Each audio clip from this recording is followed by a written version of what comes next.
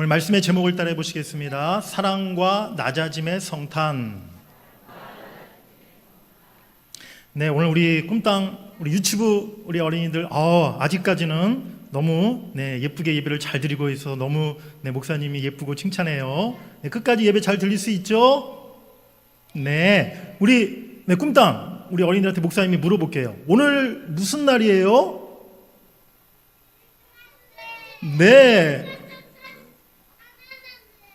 네, 뭐라고요? 네, 크리스마스. 정답 딩동댕 잘 맞췄어요. 네, 오늘 크리스마스 예수님 생일. 네, 맞았어요. 오늘 성탄절이에요.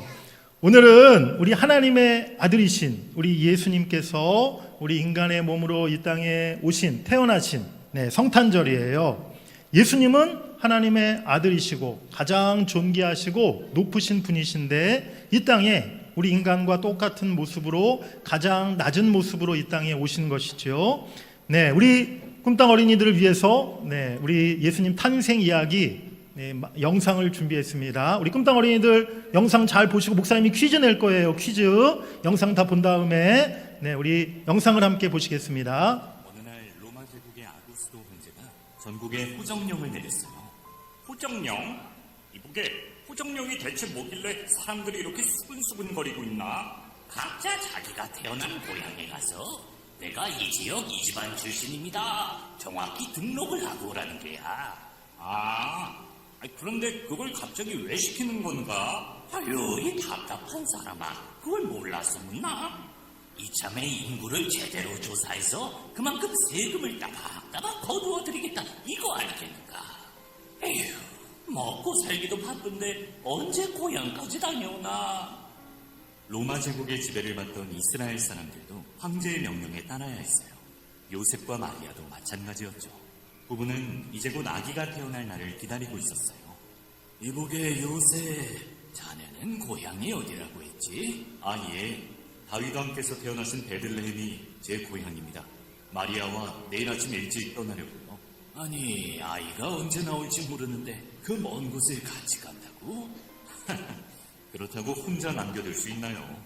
그리고 하나님께서 마리아를 지켜주고 계시니 괜찮습니다. 이튿날 아침, 요셉과 마리아는 베들레헴을 향해 떠났어요. 정말 힘겨운 여정이었죠. 낮에는 뜨거운 햇볕 아래 이동되고 밤에는 나무 아래에서 눈을 부쳤어요. 혼몸이 아닌 마리아는 훨씬 더 힘들었지만 씩씩하게 참고 견뎠죠. 마침내 두 사람은 베들레헴에 도착했어요. 하지만 그때 갑자기 마리아의 배가 아파오기 시작했죠.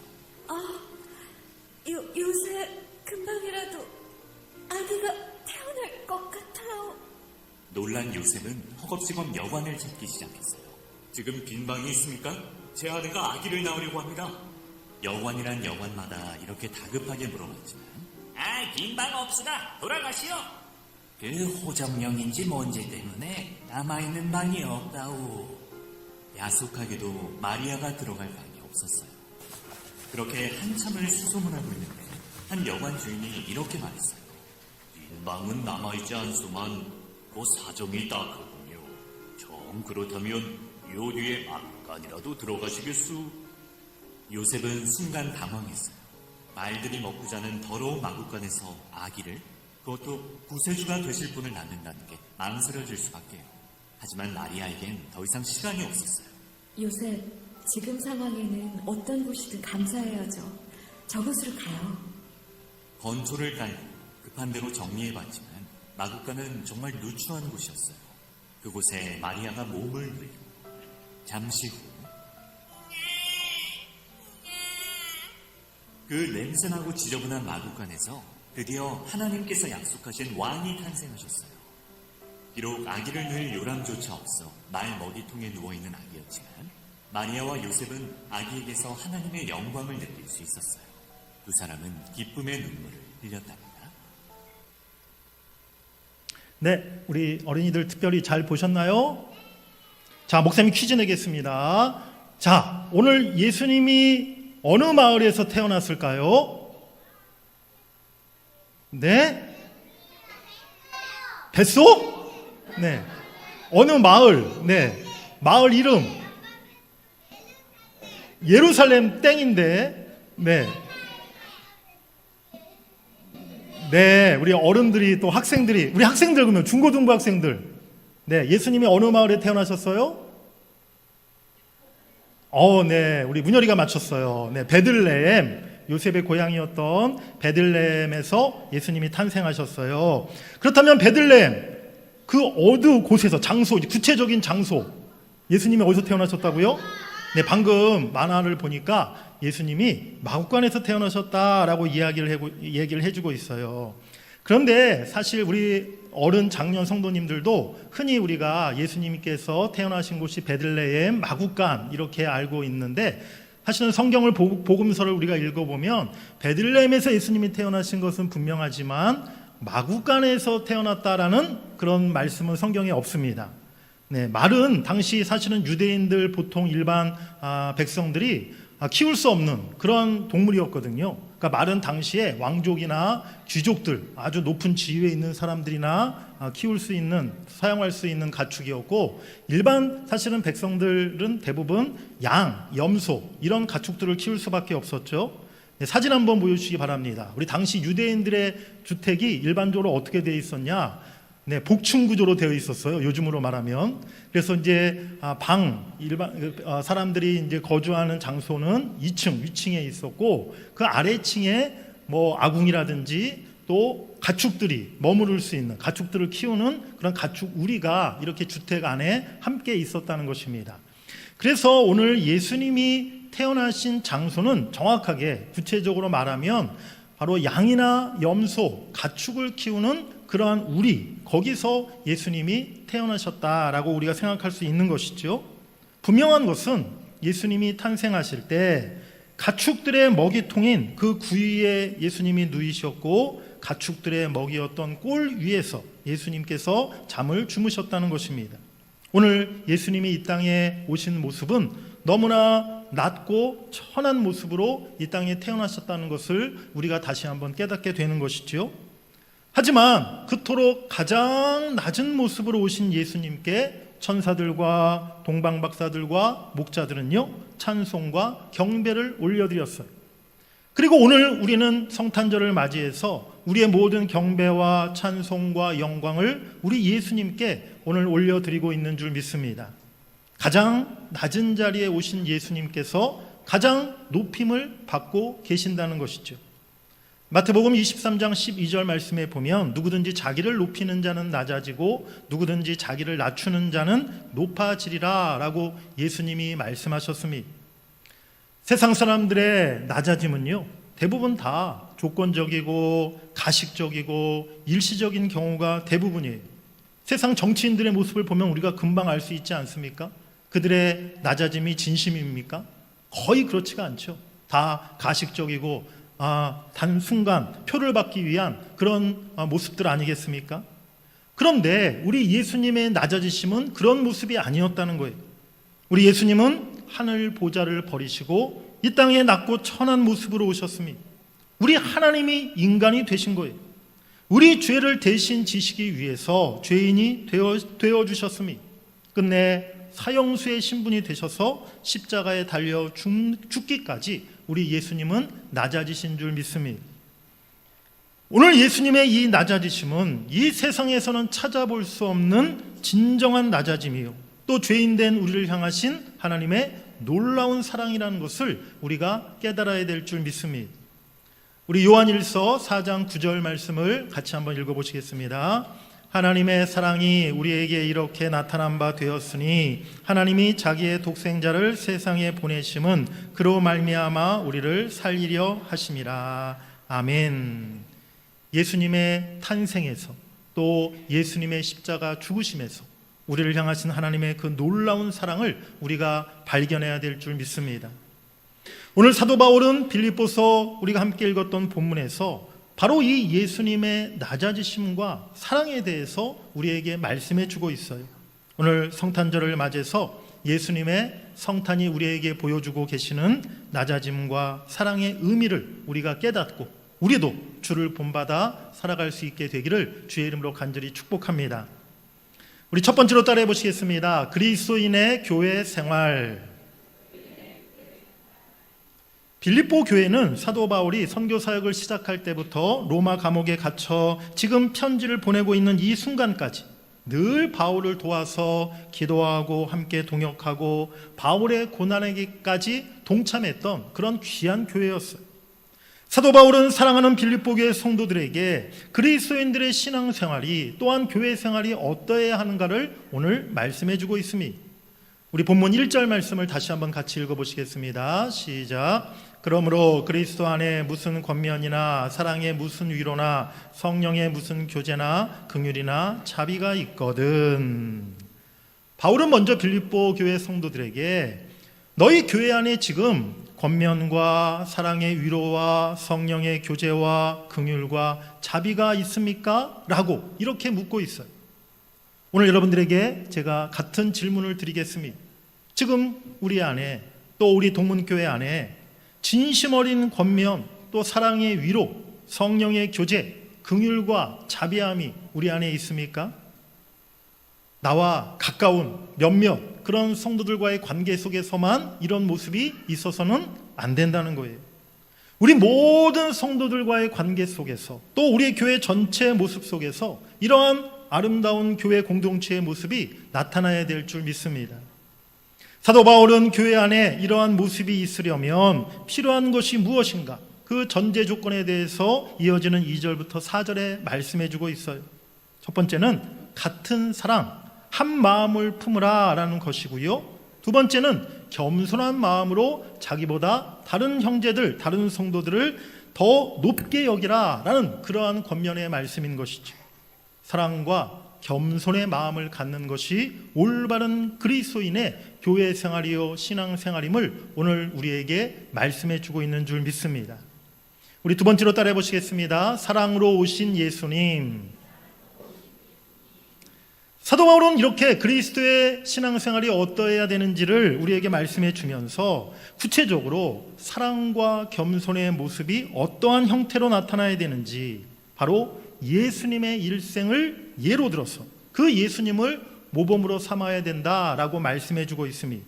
5절 말씀에 보니까 너희 안에 그리스도의 예수의 마음을 품으라 라고 말씀하고 있는 것이죠.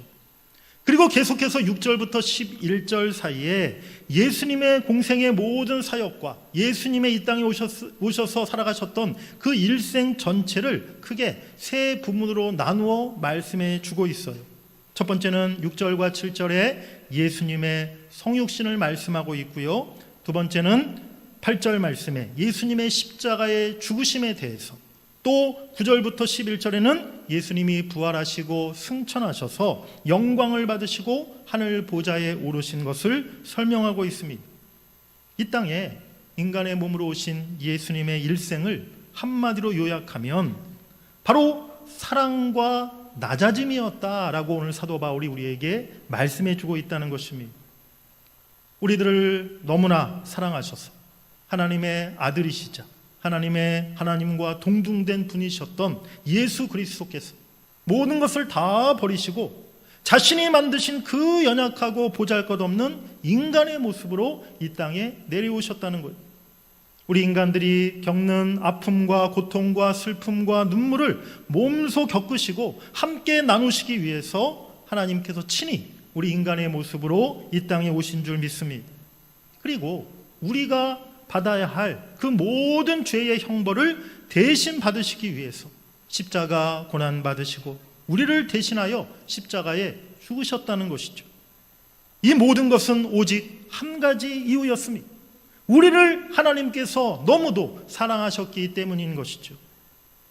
로마서 5장 8절 말씀에 우리가 아직 죄인 되었을 때에 그리스도께서 우리를 위하여 죽으심으로 하나님께서 우리에게 대한 자기의 사랑을 확증하셨다라고 말씀하고 있습니다. 오늘 하나님은 이토록, 예수님은 우리를 이토록 사랑하셨는데 그 사랑으로 이렇게 낮아지셨는데 오늘 우리 인간들의 모습은 어떠합니까? 내가 얻은 그 조그마한 것, 내가 차지하고 있는 그 자리, 내 소유를 잃어버리지 않기 위해서, 그것을 남에게 빼앗기지 않기 위해서 얼마나 아둥바둥 그렇게 조바심치며 세상 사람들 살아가고 있습니까? 또 나누고 베푸는 일에 얼마나 인색합니까? 제가 그 인터넷 한 영상을 뉴스를 보니까요. 이런 뉴스가 나오더라고요. 요즘에 어디 가든지 이 뭐 마트라든지 또 공영 주차장 이런 데 가면 요즘 차들이 많다 보니까 주차장 자리 잡기가 굉장히 어렵지 않습니까? 그런데 어떤 모지각한 분들이 그런 분들이 있다는 거예요. 그러니까 차가 아직 오지 않았는데 한 사람이 먼저 내려서 주차장 빈자리를 이렇게 사람이 맡아놓고 있는 것이죠. 네, 그게 괜찮은 겁니까? 여러분들이 생각하실 때? 차는, 주차장 빈자리는 차가 먼저 도착한 순서대로 그 자리에 들어가는 게 맞는 것이죠. 그런데 차는 아직 도착 안 했는데 그 일행 중에 한 사람이 우리 일행이 이제 차가 곧 올 겁니다. 이 자리는 제가 맡아놨으니까 다른 차 이 자리에 주차하시면 안 돼요. 그렇게 버티고 서 있는 거예요. 그러니까 이제 그 자리에 주차하려고 하는 사람과 싸움이, 분쟁이 벌어지는 거죠. 사람이 주차 자리를 맡아놓고 있는 게 어딨냐라고 그렇게 막 싸움을 벌이는 그런 뉴스 기사를 제가 본 적이 있어요. 오늘 주차장에서 자리 맡아놓고 싸우는 그런 사람이 있는 것을 보면서 우리가 참 탄식을 하고 참 어처구니가 없다라는 생각을 하는데요. 교회 안에서 사실 우리는 예배당 우리 자리를 맡아놓기 위해서 서로 또 좀 마음 상하고 싸울 때는 있지 않습니까? 우리는 지금 참 살아가는 우리의 모습을 보면요. 너무 작은 것 하나도 우리가 양보하지 못하고 내가 희생하지 못하고 그러면서 내가 그리스도인이다라고 우리가 말하고 있는 것은 아닌가 생각해 볼 필요가 있다는 거예요. 예수님은 우리를 사랑하셔서 아무 조건 없이 오직 사랑 하나 때문에 모든 것을 버리시고 이 땅에 오신 줄 믿습니다. 예수님이 우리에게 보여주신 사랑은요, 자기 부인과 완전한 희생이셨어요. 자신의 권리와 소유를 다 포기하시고 자신을 희생하시며 생명까지 우리를 위해 내어주신 줄 믿습니다.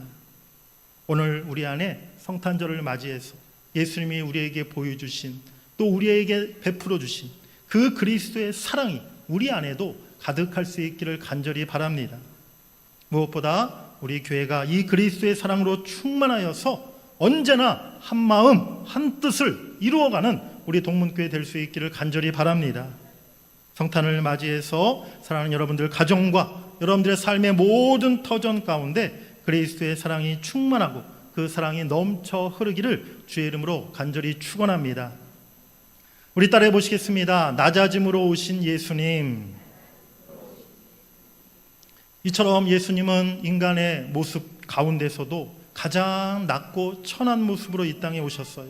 태어나실 때부터 참 그 구유에 누이신 그 모습으로 태어나셨고요. 또한 이 땅에 살아가시는 동안에 가장 가난하고 천한 집안의 아들로 목수의 신분으로 그렇게 이 땅을 살아가셨어요. 33년간 이 땅에 계시면서 주님의 삶은 항상 가난한 자, 병든 자, 힘없고 소외되고 외로운 자들과 함께한 그러한 시간을 예수님이 보내셨다는 것입니다. 자신을 낮추시고 또 낮추시고 결국 십자가에 죽기까지 자신을 복종하셨던 예수님의 모습을 우리가 기억해야 될 줄 믿습니다. 예수님의 일생은 냄새나고 가장 초라한 구유에서 시작해서 가장 비참한 십자가의 죽음으로 마치신 것이었어요. 더 낮아질 수 없는 곳까지 낮아지신 지극히 겸손하셨던 것이 예수님의 일생이었음을 우리가 깨달아야 될 줄 믿습니다. 사랑하는 여러분들, 지금 우리는 어디까지 내 자신을 낮추고 있습니까?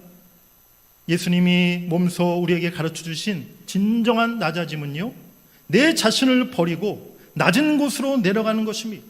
연약한 사람들과 내 자신을 동등히 여기는 것입니다. 오히려 그들보다 내 자신을 더 낮춰야 한다는 것입니다.